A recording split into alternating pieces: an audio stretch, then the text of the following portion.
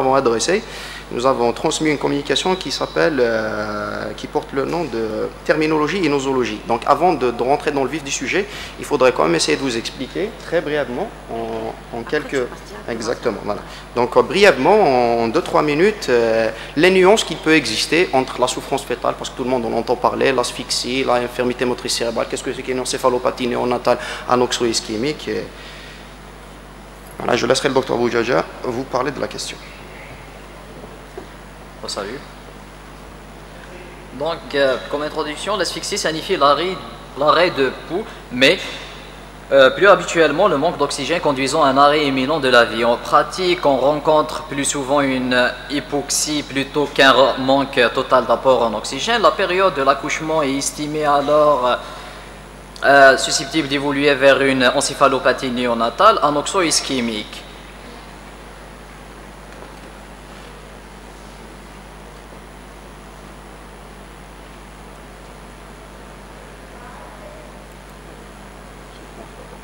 Souffrance fœtale aiguë, ce terme désignait traditionnellement la survenue d'une hypoxie fœtale aiguë pendant le travail en raison d'une insuffisance des échanges gazeux fœto-maternels. Cette hypoxie susceptible d'évoluer vers une encéphalopathie néonatale anoxo-ischémique, puis vers des séquelles neurologiques à type d'infirmité motrice d'origine cérébrale. Cependant, l'expression souffrance fœtale aiguë est trop générale et a souvent été employée à tort.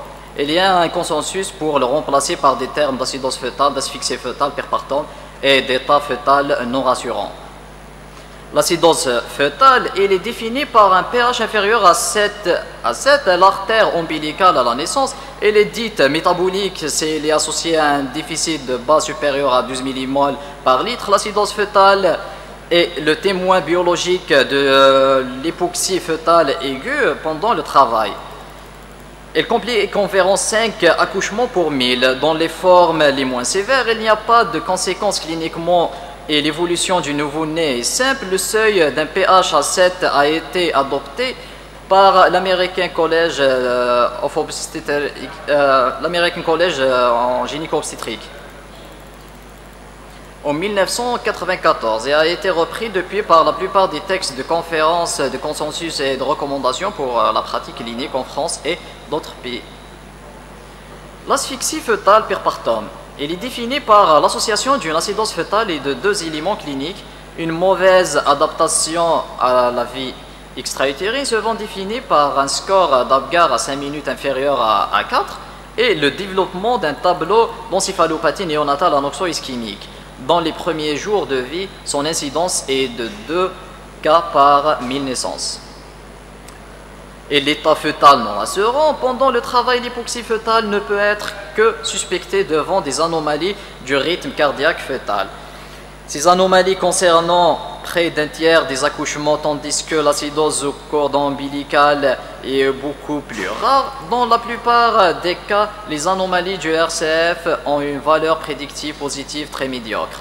Pour cette raison, pendant le travail, le terme d'état fœtal non rassurant est jugé préférable à celui de souffrance fœtale aiguë, pour éviter une inflation de césarienne inutile. La prise en charge de ces états fœtaux non rassurant exige une interprétation rigoureuse de l'ERCF et souvent le recours à des examens de seconde ligne. L'encéphalopathie néonatale est définie par la présence de signes neurologiques chez le nouveau-né associant à des degrés divers troubles de tonus, de la conscience, d'hyperexcitabilité, mouvements anormaux, convulsions. Son incidence est de 2 à 3 cas pour 1000 naissances, dont la moitié serait due à une asphyxie fœtale perpartum. Le tableau clinique de l'encéphalopathie néonatale anoxo-ischémique n'est pas spécifique. Le diagnostic étiologique est porté sur un faisceau d'arguments incluant le contexte clinique, l'équilibre acido-basique à l'artère ombilicale et l'imagerie cérébrale précoce. L'infirmité motrice d'origine cérébrale, ce terme correspond à la paralysie cérébrale des auteurs anglo-saxons. Il désigne un ensemble de troubles moteurs non évolutifs dus à des lésions neurologiques constituées durant la période périnatale, avant, pendant ou après l'accouchement. Ces troubles moteurs peuvent être isolés ou associés à des troubles sensoriels et cognitifs. En France, Le terme d'infirmité motrice cérébrale reste d'usage courant, mais il désigne des troubles moteurs isolés, sans troubles sensoriels ou cognitifs, alors que l'association est fréquente. L'incidence de l'infirmité motrice d'origine cérébrale est d'environ 2 cas pour 1000 naissances.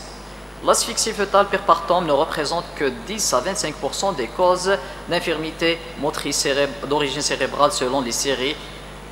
La première cause d'infirmité motrice d'origine cérébrale est la grande prématurité. Les valeurs seuil données dans ces définitions, pH inférieur à 7, déficit bas supérieur à 12 mm par litre, le score d'Apgar à 5 minutes inférieur à 4 correspond à ce qui est observé chez très grande majorité des enfants présentant une encéphalopathie néonatale anoxo-ischémique ou une infirmité motrice d'origine cérébrale dans les suites d'un accouchement marqué par une dégradation franche, brutale et persistante de l'ERCF. Cependant, ces seuils ne doivent pas être interprétés de manière rigide car des complications imputables à une asphyxie perpartum sont possibles chez des nouveau-nés dont les paramètres sont légèrement différents. La vie est courte, l'art est long, l'occasion est prompte de s'échapper. L'expérience trompeuse, le jugement difficile. Des progrès considérables ont été accomplis depuis 20 ans dans les aspects fondamentaux de l'asphyxie fœtale perpartum, définition, épidémiologie, mécanisme, histoire naturelle, lien avec l'infirmité motrice d'origine cérébrale. Merci pour votre attention.